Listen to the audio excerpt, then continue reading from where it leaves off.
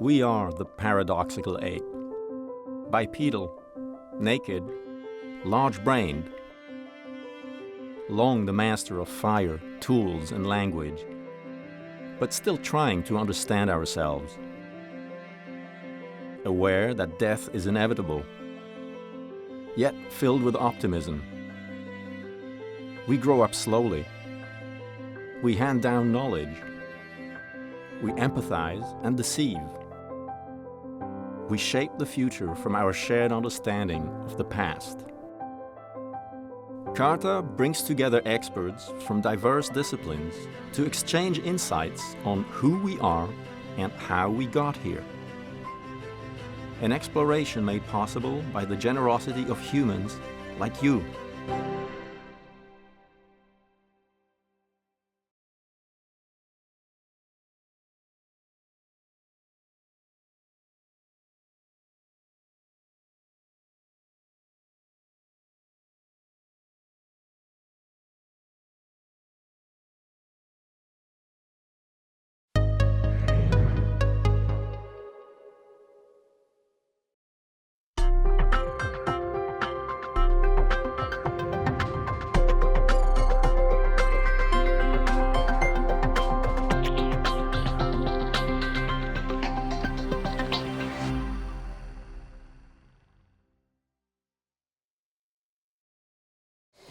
The thing about humans, and if you haven't thought about it, I'm sure you will, we can and do eat anything. So what we can do is eat directly. So we can be completely carnivorous. We could be almost completely herbivorous. If we can't eat it, like grass, we feed it to a cow who can eat it. Or we do what Pascal does, which is takes the yeast and makes bread out of it. So we can also take that cow and cook it so we can actually get something out of it. I just picked this slide at random. This is not one that I think depicts much of anything. But the only reason I'm showing it is because I want you to get a sort of an idea of the body size of what we're going to be talking about. None of these animals are small. Okay, so what did they eat? Well, how do you know? So one of the ways is to do morphological comparisons. So what you have here is the skull of a very robust Australopithecine on your right, and you've got a very early archaic hominin on your left. And you just can see that there's a massive difference. This is a chewing muscle that goes through here. It has a ridge on the top of its head where there's musculature that goes all the way up. It is a chewing machine. These are the teeth. So you see the size of these teeth versus the size of another fossil, Australopithecus africanus, compared to a modern human. So you can see the different sizes of teeth. There are people in this room who do that. I don't, but I can do it in general. Okay, what did they eat? You can also look at force and strain. You can use a model. So what you've got here is a macaque monkey. This is done on a macaque monkey skull. This is not done on a live macaque, I don't believe, although those were implanted in macaques. This is an Australopithecine, or a cast thereof, shaped exactly like you would a live one, if you could. And you can see where the stress and the strain is coming. So what you've got is a lot of stress across here, which is where the chewing musculature is going to go back behind here. And so you can see that the distribution of stress in some places is the same, and in other places it's not, because what we're looking at is strain, deformation of the bone following stress. Another way of looking at it is microwear. That's what these pictures are. This is work that was done by Mark Tiefert and Peter Unger, and what they say is gorilla fineware stri, baboon-like pits, microflakes, and it shifts to hominin puncture crushing. What that tells you a little bit about what kinds of textures these animals were eating, but it doesn't tell you what they ate. Well, I like to go to general principles first. So although I'm not going to give you models, I'll give you some general principles. One of those is as body size increases, metabolic rate decreases. Per kilo, that's not overall energetics. So for small animals, they have to eat small packages of high quality food that can be processed quickly. So you think of that Galago monkey. Galago prosimian. You look at a large animal, lots of low quality food, processed more slowly, and they tend to be more sedentary. And again, it's not total output of energy or total input of energy, it is per kilo. Well, okay, so from that, let's look at what primate foods are all about.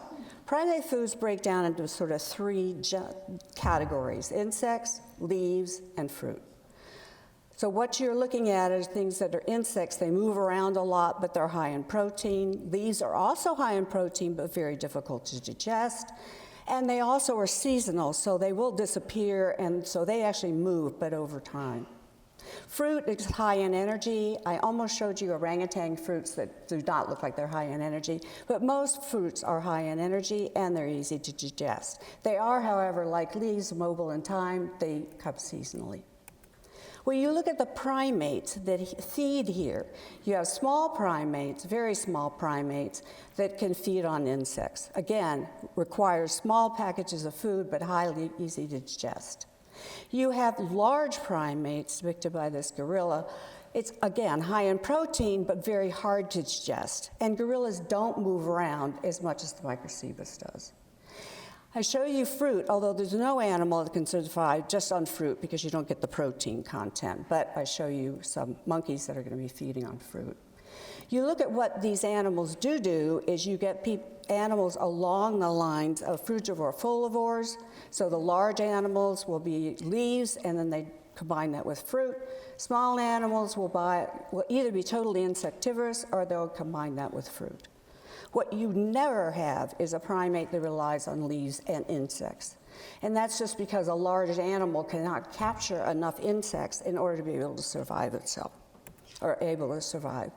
So we look at this, in our body size, we should have been a frugivore folivore, right? Okay, well, you know what your diet is. And I would say that this has been going on for a long time. We were not folivores, not for a very long time. So, what do we do now about what did they eat? All right, this is the part that I will be presenting today and the data that I will present. And these have to do with stable isotopes. Stable isotopes are different forms of the exact same element, and the one I'm going to be talking about is carbon, because it's going to be in a mineral portion of enamel or in bone, and you don't get any kinds of organics in that. So what these elements, how they differ are different masses, which means that they react at different rates. And that means that if you've got something that reacts at different rates, that it can be distributed differently at, say, certain trophic levels across different parts of the same trophic level. And that's what we're going to be doing. We present that as C13, C12. Those are the two stable isotopes. You probably heard of carbon-14, which is radiocarbon. This is not a radioactive element. And so isotope, then you get them presented as delta C13, and it's in per mil, just to make it read. You take a standard, you take your sample, you compare them, and the difference is the delta. Okay, how did this all get started? Well, we know that atmospheric CO2 is taken up by plants by photosynthetic pathway. In 1948, we knew that there were plants that actually the way in which they took up CO2. And I have to say that there is a man, was at UCSD even when I got here, who was one of the men who discovered this. C4 plants, I'm not even going to talk about them because that wasn't done at UCSD, but they weren't even identified until 1967. So we've had almost 20 years where people thought everything was like this. Now, what do we do now is look at the geochemistry. Well, Samuel Epstein, who was at Caltech, in 1971 finally had his aha moment when he realized that all those plants that he had been collecting across country and everywhere else, and he could make no sense of it because they came out with a bimodal distribution. Lo and behold, these were two different photosynthetic pathways. Those two photosynthetic pathways are actually different kinds of plants. So what you get here are what we call C4 plants. They're going to be arid season grasses, some sedges, not very many of them, and many of the succulents have the same numbers, even though they're not C4. They come out to be about a minus 12 compared to atmospheric CO2, which is minus 7. And it's different than it was in the past, so we have to correct for that. C3 plants actually take up their material differently. They fix in a 3-carbon sugar at first. They come out to be minus 26. There is no overlap between C3 and C4. These are primate foods. These are leaves, fruits, seeds, herbaceous plants, all those kinds of things. Those are primate foods. These are not primate foods. All right, but we're not interested in the plants, right? We're interested in the animals. We're going to try to figure out what the animals do. The first lab study was by one of Sam Epstein's postdocs, Michael Del Nero, that was actually my postdoc advisor. And so at Caltech, what they did is they took grasses and they took plants that had a C3 pathway and they fed it to lab rats. And what they discovered was that these two actually mimicked the plants that they ate. So they actually could see the difference. The one issue was, well, okay, but we don't know what the plants are when we're looking at these things from the Pliocene, the Miocene, and even the Pleistocene. Well, okay, you're going to get a number, but what does that tell you about what the plant is or what's going on? You know, at this end, that's C4. You know, at this end, it's C3. What do you know about this? How is it offset from the diet? And what we found in this study is that the offset is about 10 per mil. These are animals with simple guts, just like you and I have. So there was another lab study that was done on llama, of all things, and it was done, I believe, at the University of Utah. And what they did is they looked at the offset between these large animals and their diets. And lo and behold, they are quite different from one another. So that means if you're going to use what you thought was the offset, which is minus 10, you're going to have problems with an animal like a llama, a big animal, because it's not going to give you the same kind of information about the diet. This is the reason why. This is for one of the people in the audience. What we have are cows, which are ungulates, and they also are ruminants. They have a very basic stomach in the forefront of their other parts of their digestive system, and what they do is they house huge, vast quantities of microorganisms, and what they can do then is they can actually ferment indigestible material. Cows are non-selective feeders. If you look at the skull of a cow, it does not have any top teeth. All it's doing is ripping anything up out of the ground and taking it. And so all the bovids in East Africa are this kind of animal, the ones we're going to compare to our hominins. Horses, on the other hand, for those of you, if you live here, you know exactly what a horse looks like. So I didn't know that much about horse digestive system until I was looking at this to teach my courses. They also have a pretty massive digestive system, but it's all hindgut. It is not in the stomach, it's in the hindgut. So they actually are far more selective feeders because any toxin that comes in, which gets taken care of by the ruminants, microorganisms, cannot be handled by a horse. That's why horses have such more sensitive diet requirements. If you look at a horse skull, it has both upper teeth and lower teeth. That allows it to pick out exactly what it wants to eat. These are primates. Those don't look really anything like either one of these. So why do we think that we can compare our primates, our hominins, directly to browsers and grazers, either zebra or to bovids in East Africa? If you look at all living primates, you've got a prosimian here, you've got monkeys, you've got an ape, they are all C3. If you look at old world monkeys, whether you get a cercopithecine, a colobine, what the baboons do, what a Duke Langer does in Asia, they are all C3. Does not matter whether they have a large stomach or not. Baboons, in very marginal area, I went through every study that was done on living primates, and what you will hear is that baboons can eat grass. Yes, they can. And about 5 to 10% of their diet can actually be grass, and it's only done in one marginal area out of 5 in Africa. You also get some poop that is C4, but when you look at their hair or their teeth, they are C3.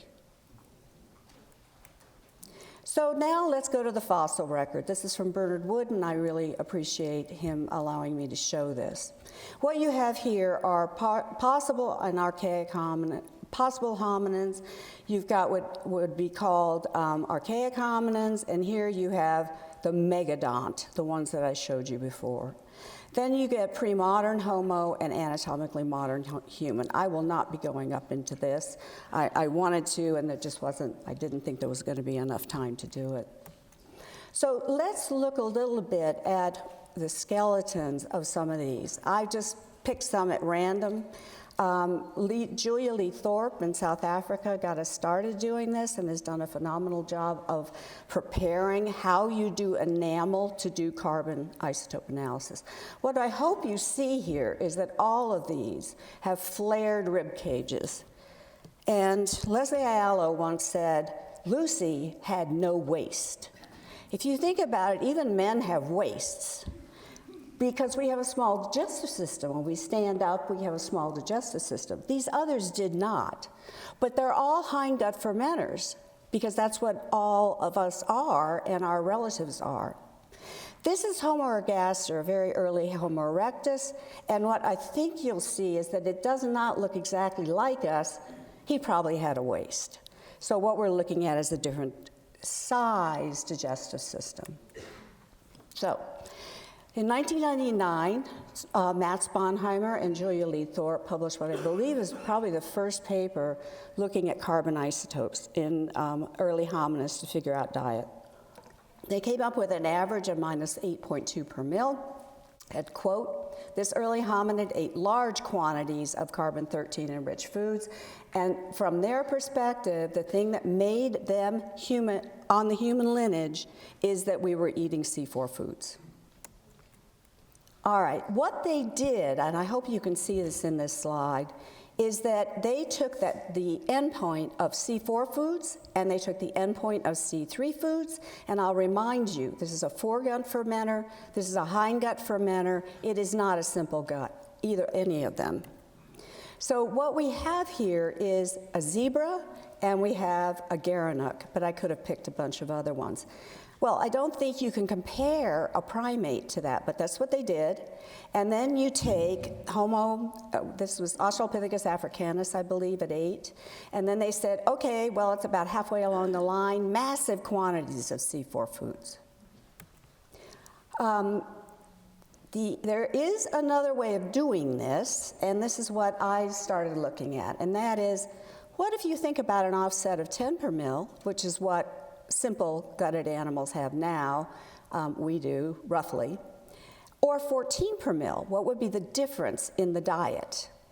And what you have are the blue ones are the difference if you look at 10 per mil, and the green ones are the ones if you look at 14 per mil. And I'm not saying that either one of these is correct. It's somewhere probably in between and probably varies across these different species. What I think you'll notice is that virtually all of these have low quantities of C4 foods, if you buy my argument, or they are actually C3 feeders, just like any normal primate would be, with one exception, and that is the very robust ones in East Africa with the huge, massive chewing muscles. And so, now, this cannot be cited, but Fred Grind gave me permission to point out that there is a new Paranthropus at 3.5 million, which would put it way down in here, and it is a C3 feeder. If you look at it, it's either a mix with very little C4 or it is C3. So sometime in around 1 million to 1.8 million, we ended up with a major shift that those animals became C4. It was not true before that. So I'll finish up right now with, when we get to Homo ergaster or Homo erectus, the same exact number as you saw in the Australopithecine, but here I do not think we're looking at mostly green plants. I think here we're looking at meat, and we're pretty sure, and I think we're going to have some speakers after me, they're going to point out how far back this probably went. This is one of Leslie Ayala's, again, human-like body shape, probably the simple gut the way we do. I would say that probably what we're looking at when we have mixed C3 and C4 is probably a mix of hunting zebra and hunting C3 feeding browsing animals. So my conclusions, if we consider variation in diet to appetite, which most people don't, in modern fauna, the diets in early hominins appear far more varied than originally appreciated. If we consider metabolic differences between animals with simple GI tracts, which all primates have, and those relying on extensive fermentation, alternative diets become distinct possibilities. Now, thank you. Oh, wait, one last one. I just want to say I have to thank my students, because if it weren't for my present and former students, you would not have heard this talk today. The world loves meat. Each one of us in the US eats about 200 pounds of meat per year, which makes us one of the top meat-consuming countries in the world, and it's more than twice the global average. So we are a nation of meat eaters, living in a world of meat eaters, and global meat consumption is on the rise. But the question is, are we as a species inherently vegetarian or carnivorous? The answer is that we are both. Our species evolved to consume an omnivorous diet that contains both plant and animal products. But today, I'll be giving you a very brief history of our species' relationship with meat. And I have been tasked with the job to outline the nutritional benefits and costs of eating meat. Man the hunter. The statement is a catchphrase of our species. It conjures bold images that have dominated academic discourse, the media, and public opinion for decades. Here, a popular artist named Banksy plays with this idea in his piece, The Trolley Hunters. And I urge you to do a search for Man the Hunter on the internet and view the type of images that pop up. There are tens of millions of images, and most of them are a variation on a theme, as you might imagine. The individual images and their content are not what's important. It's the underlying take-home message. And that message is that meat made us human. For well over a century, anthropologists have touted meat consumption as the catalyst for critical watershed moments in our evolutionary past. Things like pair bonding, family formation, neural expansion, tool making, and even cooperation. While the specific role that meat might have played in the evolution of human behavior is debated, one thing is certain. Meat did change the playing field for our earliest ancestors. So our history with meat goes back quite far in our evolutionary past, and how far back continues to be debated. The image you see here dates to approximately 20,000 years ago. This artwork is found on the caves in Lascaux, France. And by the time that the artists were painting these images, it's possible, and likely, that early members of our genus had already been eating meat for millions of years. Hunters living in the Paleolithic did not eat only muscle tissue. Much like contemporary foragers today, they consumed all of the animal, all edible portions of the carcass, which would have included organs, bone marrow, and even, in some instances, the GI tract of the animal, which is a practice called gastrophagy. They would have targeted game animals initially using stone tools, with some early, though controversial dates, putting the first stone tools in Kenya at 3.3 million years ago. Hafted, or stone-tipped spears, came on the scene later, with some finds in the archaeological record dating to around 500,000 years ago in South Africa. Bow and arrow technology later still, possibly around 70,000 years ago. The important point here is that different complex technologies were created, modified, and used to target animal protein, going very far back in human evolutionary history. So the question of when is a bit tricky to pin down and is something that we'll be talking about today. The question of why our ancestors turned to meat is slightly less contested. This is a photo of women in the population with whom I work, the Hadza foragers of Tanzania, who live in East Africa. And very rarely do we see or associate women with big game hunting. And so I like to show this photo because it highlights the often very cooperative form that hunting in human populations can take. And on this day, a man killed a Cape buffalo, and there was so much meat that all hands were needed on deck to transport this meat from the butchery site back to the camp. And I was also conscripted to help. I am not on camera, I'm taking the photo. And I'm useless, and I was useless that day as well. So my portion had to be carried in a backpack. It was humiliating, but it was helpful. And as I'm not very efficient to carrying anything on my head, so the backpack worked for the day. But when I said all hands on deck, I meant all hands on deck. So this begs the question, why all the effort? Meat is a concentrated nutrient source that is easy to digest, depending on preparation, which we will talk about later today also. It's high in protein, niacin, essential micronutrients like B-complex vitamins, iron, and fat. It has three major types of fats: trans fatty acids, cholesterol, and triglycerides, that are comprised mostly of saturated fatty acids, monounsaturated fatty acids, and polyunsaturated fatty acids, which we often call PUFAs. Two essential fatty acids found in meat are linoleic acid, which is an omega-6, and alpha-linolenic acid, which is an omega-3. These cannot be synthesized by humans, and so we need them. They are important for brain growth and function, so we must consume them in our diet. Additional important omega-3 PUFAs that are found in red meat include docosahexaenoic acid, or DHA, and eicosapentaenoic acid, or EPA.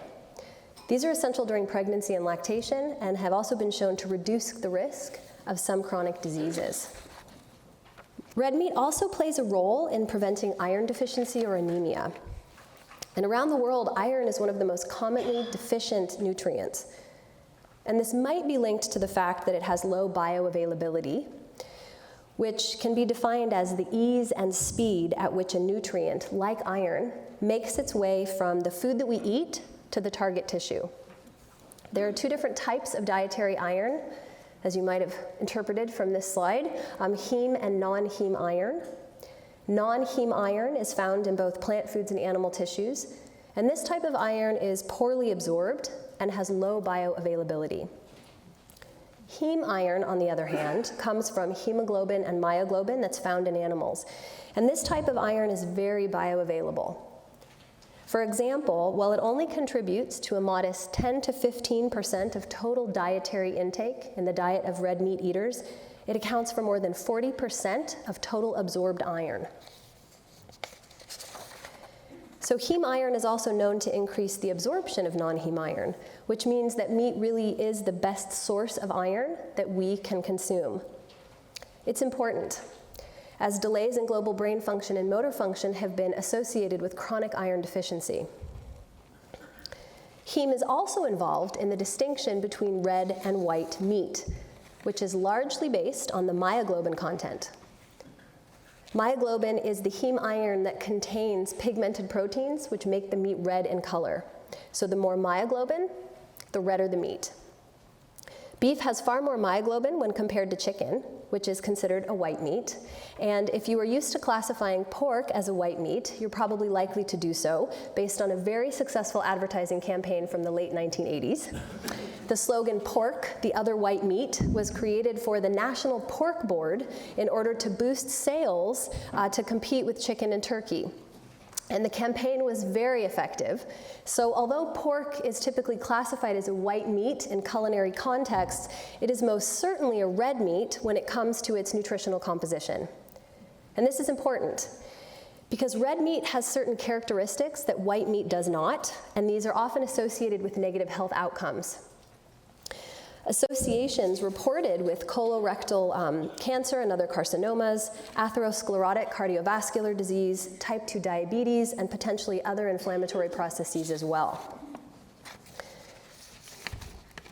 There are many proposed explanations for these disease associations, such as saturated fat, high salt intake, and environmental pollutants that may be contaminating red meat. Another mechanistic explanation is the metabolic incorporation of a non-human sialic acid called Nu5GC. And much of this groundbreaking work is being done right here at UCSD at the medical school in Ajit Varki's lab. Sialic acids are a family of monosaccharides that are widely distributed in animal tissues and, to a lesser extent, other organisms. And they're located at the very distal end of sugar chains that are connected to the surfaces of cells and proteins. We lost the enzyme synthesizing Nu5GC in our evolutionary past, yet trace amounts are still found in humans. So even though it's a foreign molecule to the human body, we incorporate small amounts from the red meat that we consume. Red meat contains very high amounts of Nu5GC. I did a postdoc in Ajit's lab and played a very small role in a very large project that attempted to quantify the amount of Nu5GC in commonly consumed foods in the human diet. And Nu5GC is in all animal products, so anything associated with red meat, which would include dairy products as well. Eating red meat, or the products of red meat, allows for the metabolic incorporation of this Nu5GC into human tissues. So the immune system recognizes it as a foreign threat and then produces antibodies to counter it. So repeated consumption of red meat can cause chronic inflammation, which has been known to increase risks of tumor formation. Nu5GC has been linked to cancer, as well as cardiovascular and other inflammatory diseases. And all available evidence supports this, including studies that have been done with mice with humanized sialic acids. So despite these disease risks, red meat consumption around the world is on the rise. As much of the world is protein deficient, red meat is a good source of protein. And not only protein, but also iron, which we've talked about. So perhaps the solution then, according to many nutritionists, is just to eat less meat. The American Institute for Cancer Research recommends that we don't eat more than about 18 ounces of red meat per week. If the world does continue its upward trajectory, however, how will we feed an expected global population of 9.7 billion by 2050? According to the Food and Agriculture Organization of the United Nations, about 60% of the world's ice-free land surface is currently dedicated to raising crops and providing grazing land for the animals that we eat. So this is supporting around 360 million cattle and 600 million sheep and goats. About 788 million acres are used almost exclusively for livestock. A recent census of agriculture by the USDA estimates that this totals up to about 40% of all of the tillable land in the US. And many food scientists argue that this level of production is unsustainable. So sustainable alternative feeds for cattle are now being introduced, like microalgae, sugarcane, or brewer's grains, which are the solid residue that are the product of germinated and dried cereal grains used to make beer. Diets are also switching to alfalfa, which reduces methane emissions in cattle. So in addition to coming up with more sustainable feed for livestock, people are trying to come up with ways to make the entire food system more sustainable. And some estimates suggest that in order to produce 1 billion kilograms of beef today, we're only using about 88% of the water that we did in 1970, and only about approximately 67% of the land. In addition to coming up with this more sustainable feed for livestock, people are trying to come up with ways to just make the entire system more efficient. And this effort extends to reducing waste outputs as well. So the amount of manure, for example, has been reduced by 18% compared to 1977. And in addition, the overall carbon footprint per billion kilos of beef produced in 2017 was reduced by over 16% compared to the same footprint from the late 1970s. But while they might be down, livestock still contribute to greenhouse gas emissions.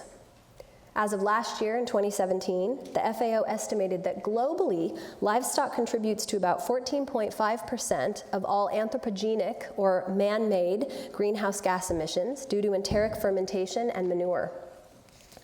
Some estimates suggest that emissions may be similar to those produced by the transportation industry, although this figure is very controversial, suggesting that cows might emit as much gas on Earth as vehicles.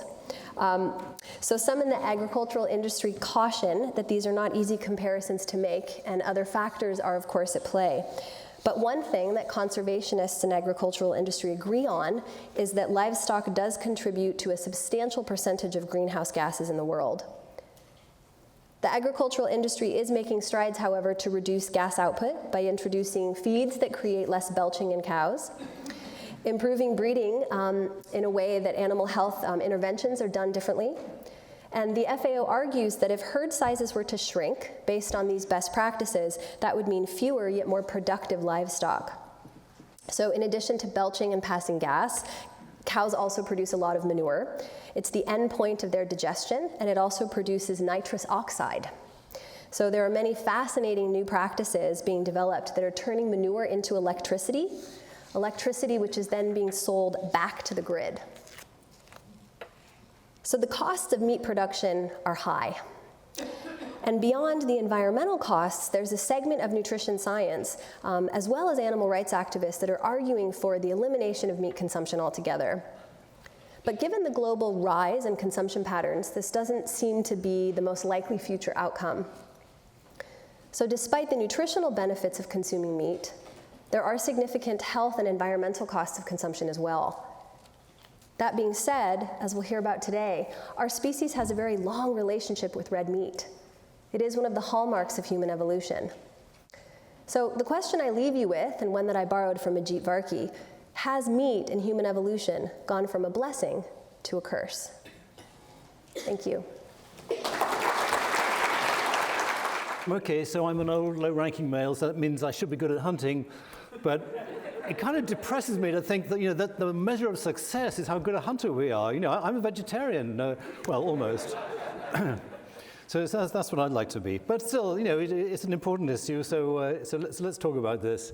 So I want to talk about the origins of what I'll call the human predatory pattern. And the reason I'm calling it that is because that's what Jessica Thompson and colleagues are calling it in a paper in Press and Current Anthropology, to emphasizing the fact that hominins are killing animals larger than themselves. Chimps can kill animals the same size as themselves, namely other adult chimpanzees, but they don't eat them. And humans, of course, are different in this respect. So the standard kind of model, which is in some ways the justification for the material we've been hearing about chimpanzees, is that you have a last common ancestor that was hunting in the chimp style, and then out of that comes the human predatory pattern. And then a slight sort of modification of that comes from people like the Jessica Thompson team and I think Brianna, where you can have that chimp-style hunting, and then in the Australopithecine era, they may or may not have been hunting very much, difficult for them to catch red colobus, not too many around on the savannah, but still interested in meat and animal products. And then out of that, you get maybe an interest in fat processing from the marrow and other organs. And out of that coming the scavenging and hunting. But here's my point. All of this assumes that the stuff is eaten raw. Well, that conforms to conventional wisdom. So conventional wisdom sees Australopithecines giving rise to Homo erectus, then Homo heidelbergensis, and finally the finest kind of human you can have, represented here by the president of Harvard, emerging out of the president of Yale.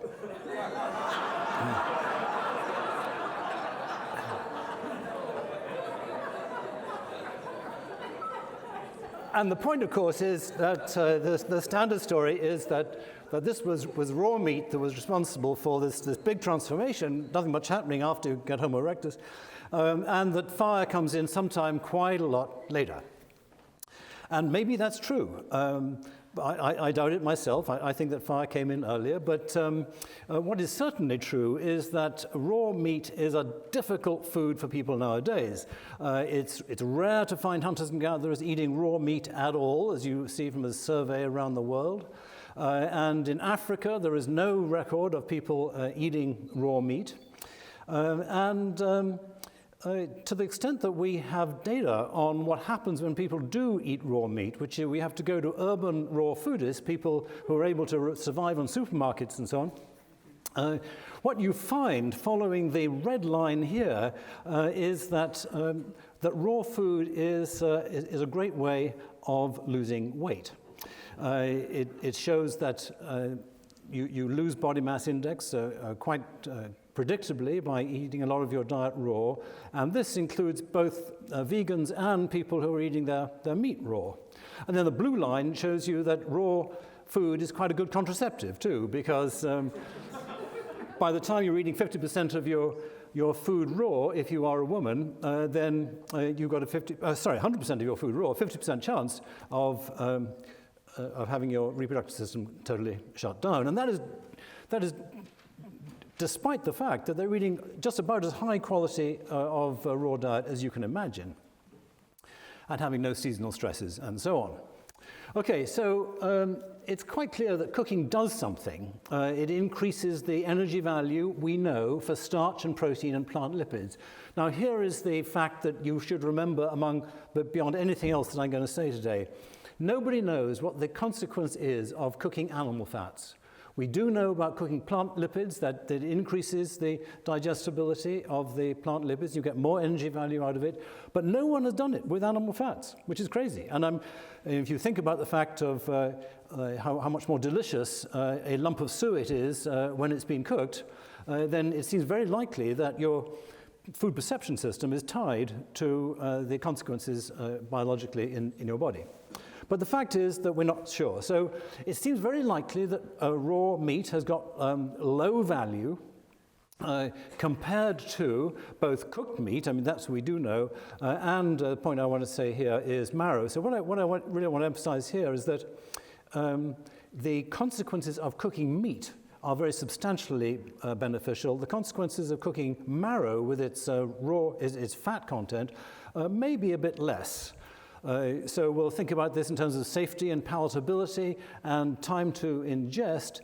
I'm not going to talk about digestibility and the cost of digestion because we don't know anything in terms of the marrow. So that's completely crazy. You know, one of the most important foods probably in human evolution, fat from animals, and cooking, the signature feature of the human diet, and yet we don't know what the consequences is of cooking fat for the energy gain. All right, so we know cooking is biologically important. We know it raises the food value. It probably does it differently for different foods. I want to propose something that will annoy several of my colleagues, which is that before cooking, hominin meat eating was less important, and hominin fat eating was more important. So the first thing I want to say is about the dangers of eating from a dead zebra that you happen to find there. It is disgusting. Sonia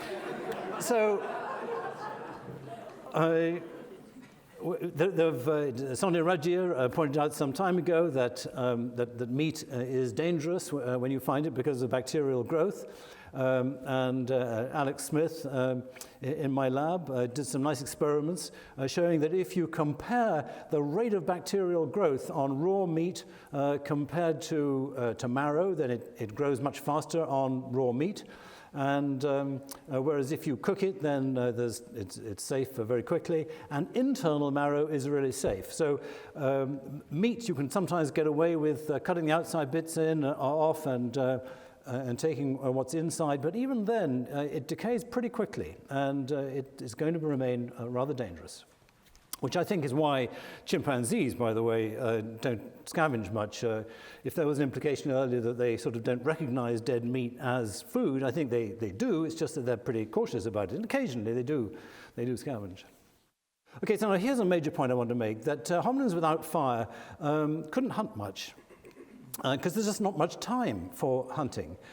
So here is data on the amount of time that chimpanzees spend feeding, which is incredibly frustrating to teams from National Geographic that come and want to see chimps doing fancy things, because in fact all they do is just sit there eating most of the time.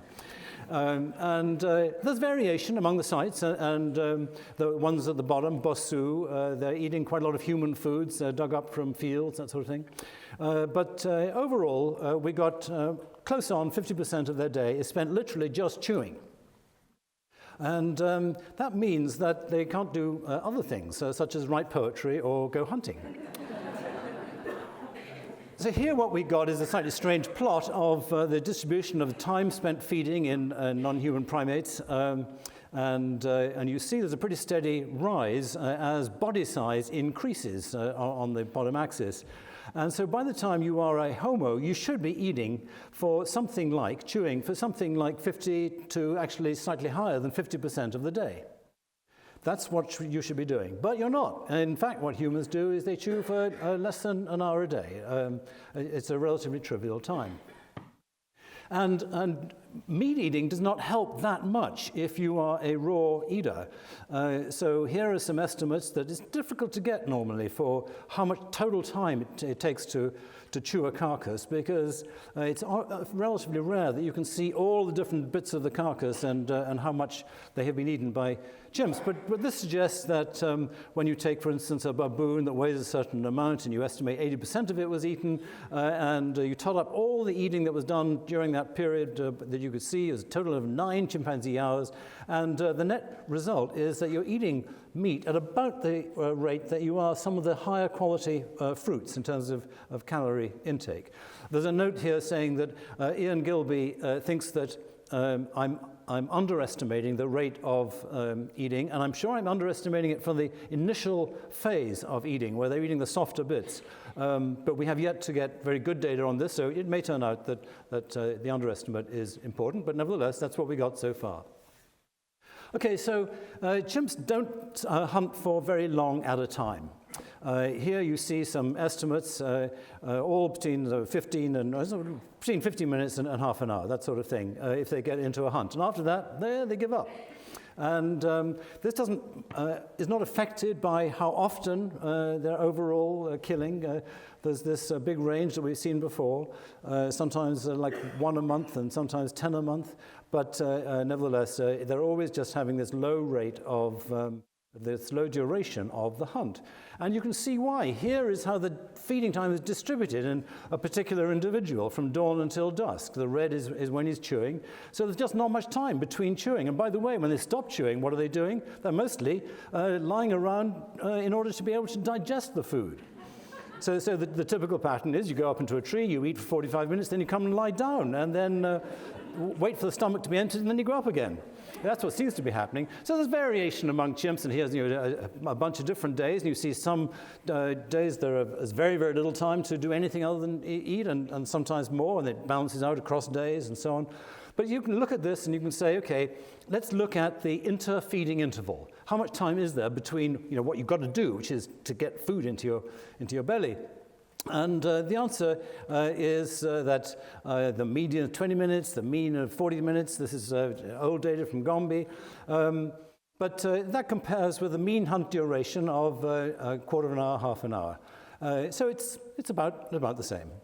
And the implication here is that if you are chewing a lot, there's just no time to go hunting. So sorry. Now humans, obviously, were much less constrained by eating time. And actually, funnily enough, there is no paper that has looked at when humans eat. But this looks like a very confident assertion that among hunter-gatherers, only one regular meal is eaten in camp, and it's at night after the people have returned from the day's hunting. That's the sort of typical pattern, particularly as you go into the earlier ethnographies. So humans are able to spend long hours during the day on the hunt, and here you see a distribution across different hunter-gatherer societies for men and women, and the men are spending on average just over 4 hours a day, which means that it is possible for them to do something that chimpanzees could not possibly do, and therefore I think that a raw meat-eating hominin could not have done either. Well, meanwhile, so could they go out and track around looking for their food, foraging, hunting? Dan Lieberman and his colleague Bramble have drawn attention to a whole bunch of features in our skeletons which indicate that Homo is uniquely derived in an ability to have endurance walking or endurance running, tramping around across the savannah, looking for opportunities to to either scavenge or to kill. Well, that doesn't seem very easy if you've got a great big belly that we've just been hearing about with those flared ribs, and you're keeping it full of stuff all the time. So you're asking a gorilla full of vegetation, as it were, to go running off for 2 or 3 hours? I don't think so. I think one reason is it's got a large gut, and that large gut is full for a tremendous amount of the time. And then I actually think there's probably another reason. This is a little bit speculative, admittedly, but I think that the creatures before fire would have needed to keep warm at night with hair. And as long as they had to do that, then they couldn't lose heat easily during the day. So it's very difficult for me to imagine an endurance runner in particular being able to do that before fire. Okay, so what I'm saying so far is that meat eating would have been less extensive before the control of fire because of the lack of safety in the raw meat, and the fact of chewing for so long meant that you had also large guts full of food.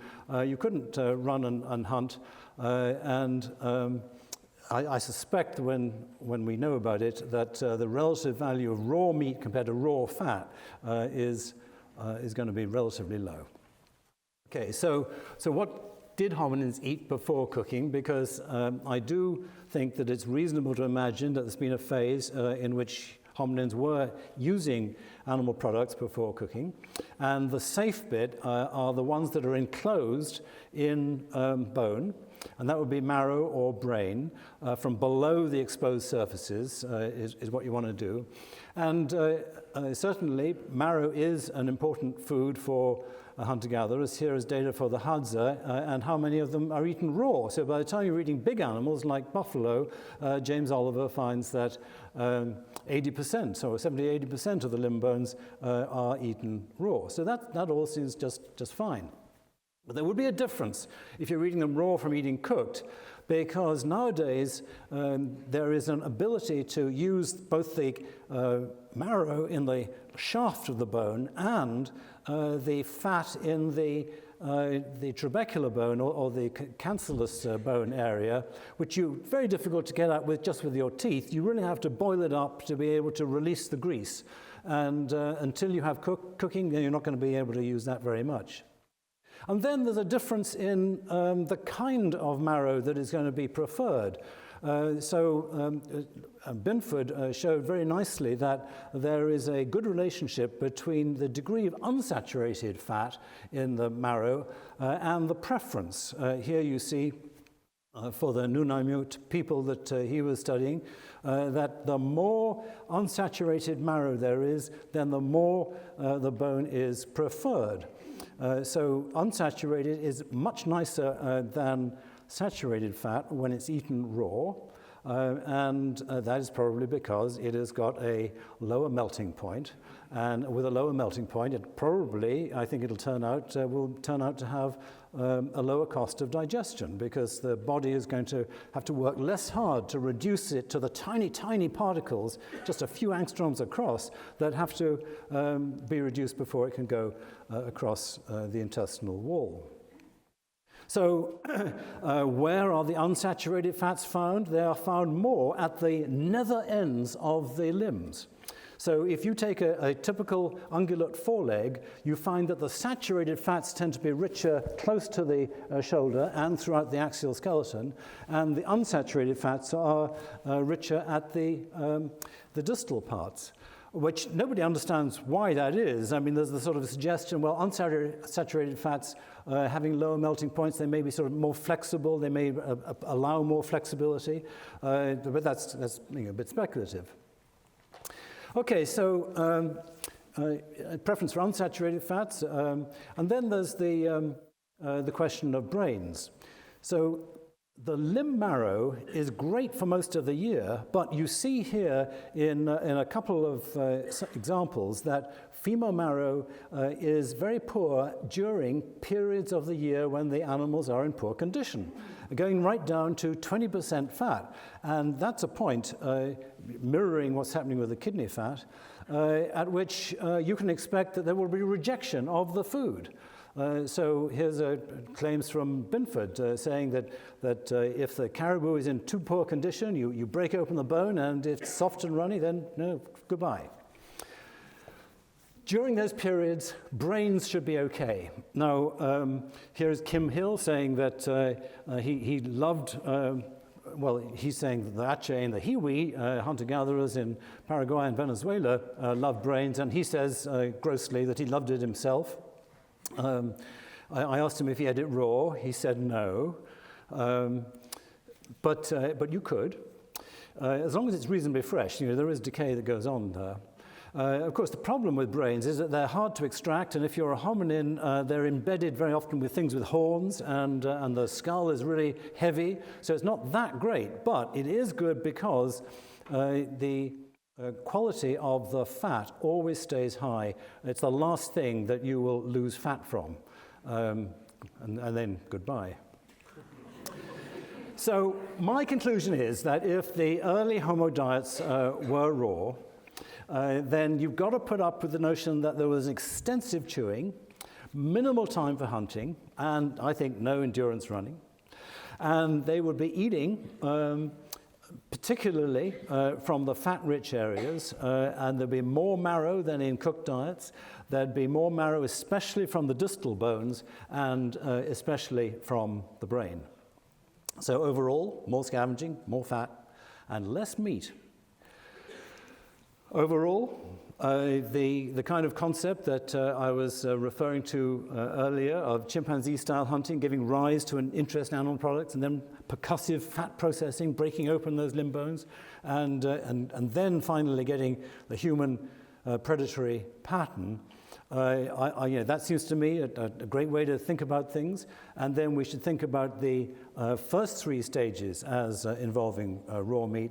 But I don't think you can go very far into the fourth without making it cooked. So I have a different concept of the Harvard and the Yale presidents. Thank you.